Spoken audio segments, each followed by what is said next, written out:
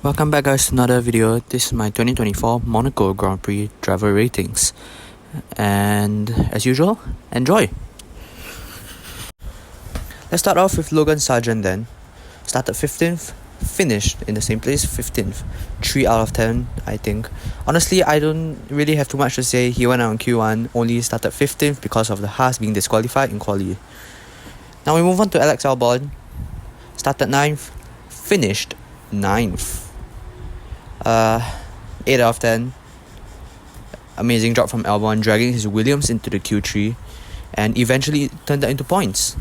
Kevin Magnussen now started 20th because he got disqualified, but actually qualified 14th and finished. He did not finish. 1.5 out of 10. Not too bad of a qualifying, but he was still behind Hülkenberg and got disqualified later on. In the race, tried to make a move on Perez when there's almost no chance, and honestly, Red Bull's not their match, so yeah. Now Nico Hülkenberg started 19th because of the disqualification, but he qualified 12th and he did not finish the race. 4.5 out of 10. It was quite a good qualifying for him, but he didn't finish the race because he was taken out by a Checo who was taken out by his teammate. Next up, Daniel Ricciardo started 12th, finished 12th. 6.5 out of 10 for me. It was rather average pace the whole weekend. He was outperformed by Tsunoda again, and I expected more from him. After all, he is a race winner around here. Yuki Tsunoda started 8th, finished 8th. 8 out of 10 for him.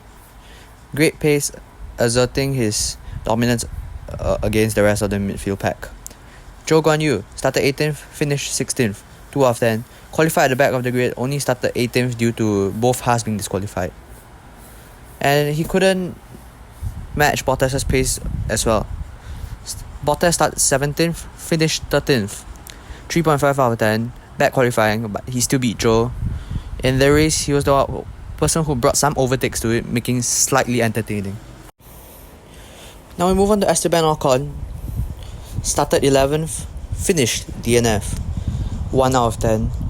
It was not too bad of a qualifying, but a 1 is because, sorry for the caps later, despite the team telling him to maintain position and not to try and make a move on his teammate, he decided to try and overtake Gasly on the inside, giving Gasly damage and taking himself out of the race. Like, what are you doing, man? Pierre Gasly now started 10th, finished 10th. 7.5 out of 10. Great job from him, putting his Alpine into Q3, and his Q2 lap shows that he might have had more pace. He still managed to finish the race in 10th, not dropping further back despite the damage he got from Ocon on lap 1.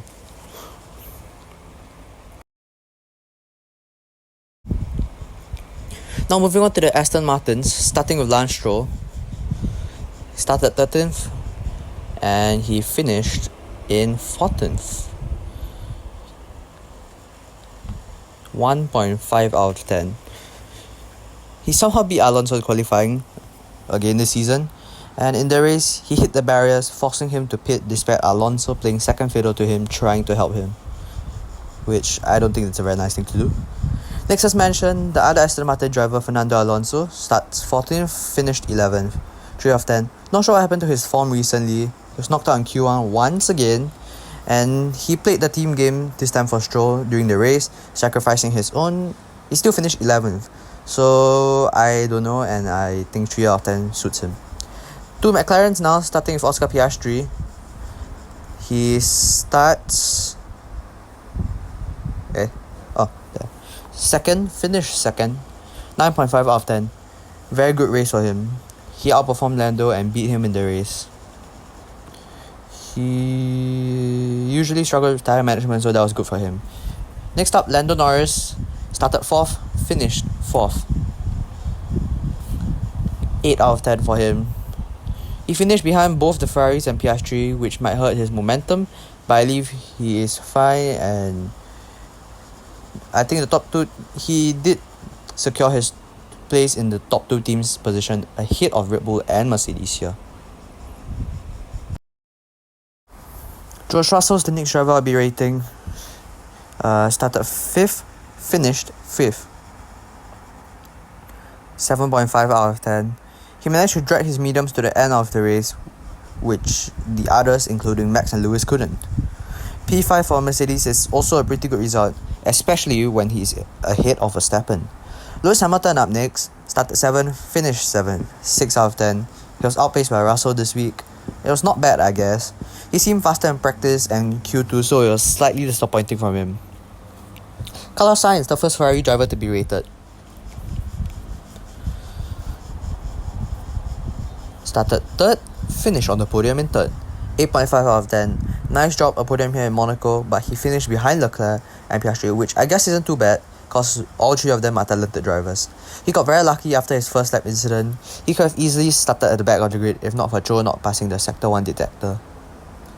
Next Ferrari driver, Charles Leclerc. He starts 1st and he wins the race in 1st. 10 out of 10 performance from Leclerc. Leclerc breaks his Monaco curse and wins in Monaco. Not only his first podium here, but also a win. So, great job Leclerc. He deserved this one after years of pain. He looked fast the entire weekend as well. Sergio Perez is the next one to be rated. Started 16th, did not finish. 1 out of 10. He's knocked out in Q1 when his teammate made it to Q3. And in the lap 1 incident...